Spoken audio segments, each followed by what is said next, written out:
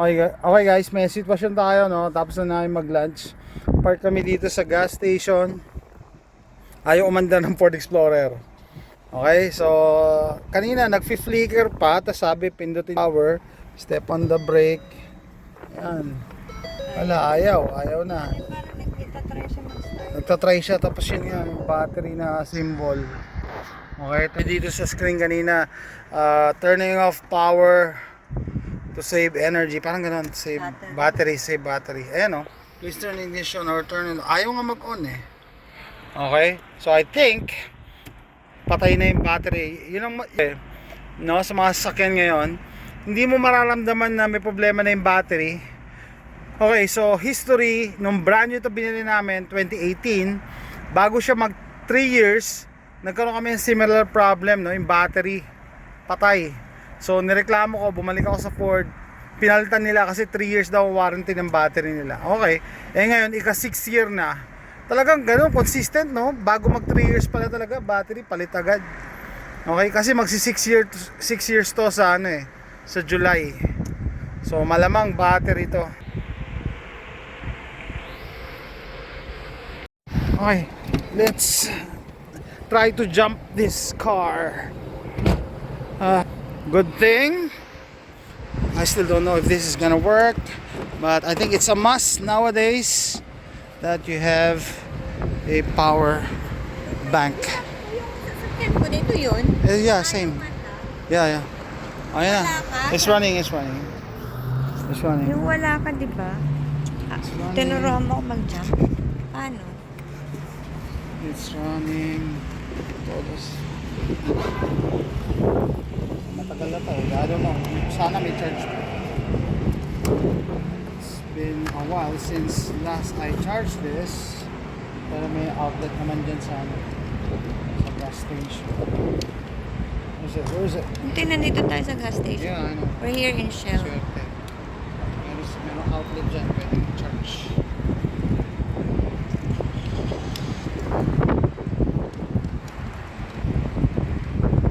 Time wise.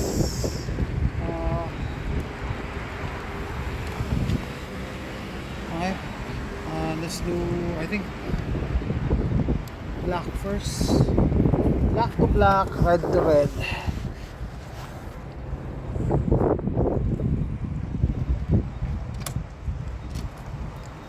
to black, red to red. Let's turn it on.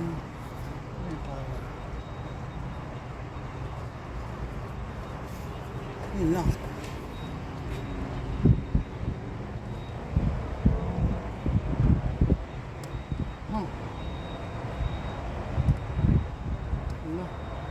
I think this is dead. Hindi mo naman inon. Yeah, on. Yeah, okay, it's on. Hindi mo inon. Kinabahan ako. Okay. Let's see. Okay, I think this is on. Daddy, ayusin mo yung red. Hindi na kaayos. It doesn't matter. Come on, follow me. Let me try. Ito ka, come here. Let's see.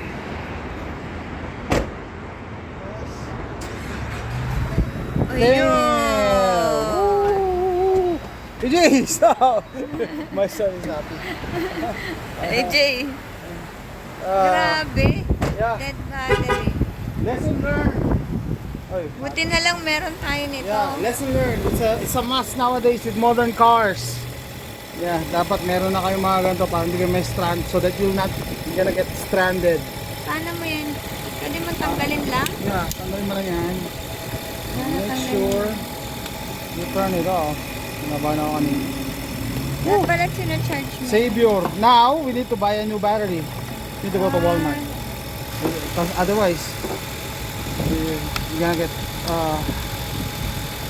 stuck somewhere with this old battery. Yeah. Stuck ka Ayan, sa... nawawala na naman. No, it's okay. Ha? Kailangan i-revolution. Oh, come on. Turn it off. Let's go. See you. Okay guys, dumiretso na kami sa Walmart instead na umuwi, no? Palitan dapat agad to. Stranded. Ayan. Tayo natin. Let's see if it'll start. Okay. Gonna turn it off. Did it charge? Yeah, I think it'll start. Yeah. No, we need to change it. No, it's dangerous. We need to change it. Lumaandar pa na. Yeah, I know, but you don't want to get stranded, so we need to replace it. Okay guys, bumili na ako ng bagong battery. 139.84. Ito, size 65. Guys, umuwi na lang kami kasi ang tagal-tagal. Sabi ko nga sa kanila, humihiram lang ako ng size 10 na wrench eh. Maghihintay pa ako eh. Kaya ko naman palitan niya. Tama, size 10 nga. Ito. Yan, size 10. Lahat ng bolts. 1, 2, 3, 4. So, gusto ko rin kasi malaman pag natanggal ko to. Pag doon ko to tinanggal sa Walmart, kailangan ko na to i-turn over. No? Eh yan, may 36 months yan na warranty. O baka pwede pa to i-warranty. Kasi alam ko, magti 3 years tong kotse sa July pa eh. Alam ko baka may pa to. Baka next month pa yung nito. Alam ko kasi yung pinalitan to bago mag 3 years din eh. So hopefully, maka-refund tayo. Isa pang baterya. I'll change it.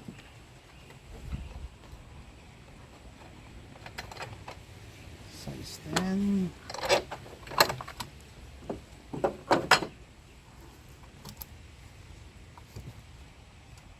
Which one? This is negative. Negative. Yeah, positive. Right. So, positive. Here we go.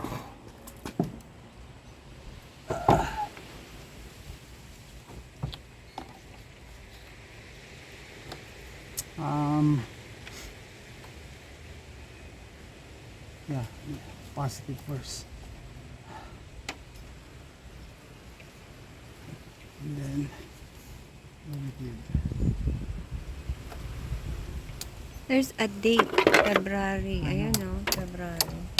It was created February. So. Hindi. Binili mo yung February 24. Yeah. 3 years. How about that? Yeah, I'm gonna check. Walang date.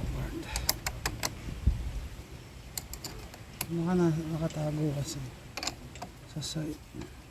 Ganito lang, hintayin pa natin. Tagal-tagal. They are making us wait for this kind of job. That's it. That's it.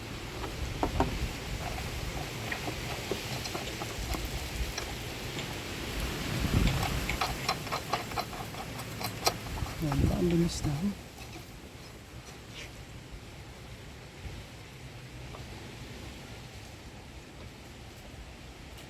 Tama, di ba? Hindi pwede magkamali eh. Tama, di ba? Bakit? Positive. One. Negative. Ako pa tinanong mo. Hindi ko alam yan. Ikaw nalagay. Sa isip ko. Diba, tinanggal mo lang naman doon. I know. Hold on. Oo, ito yung negative dito. Positive Negative doon. Hindi ako namalik mata eh. Ano ba? Nakaharap ba sa'yo yung red? Alam ko. Ha? Ha? Hold on. Negative. Nakalagay Yan, negative. Stop mo. Okay guys, natanggal ko na yung lumang battery. Ito palang lumang battery ginawa nung 620. So 2020. Tapos lang siya 650 CCA or ayan, CCA, importante yan. Cold cranking amp yata yun. Definition yan. So mas maganda yung pinal kong battery kasi 850 CCA. Mas malakas siya. And bagong-bago, February 2024 yung manufacturing date nitong bagong battery. Okay? So, probably out of warranty na pala talaga yon. Sobra na. Yung una ko palang battery, 2 years pa lang bumigay na. Kaya pala pinalitan nila, kaya under warranty pa. So, imagine nyo, June 2020 Ngayon, 2024, magpo 4 years na pala sa June. Anyway, tara, testingin natin kung andar. Okay, let's see. Let's see. 850 cold cranking amps. Okay. All right.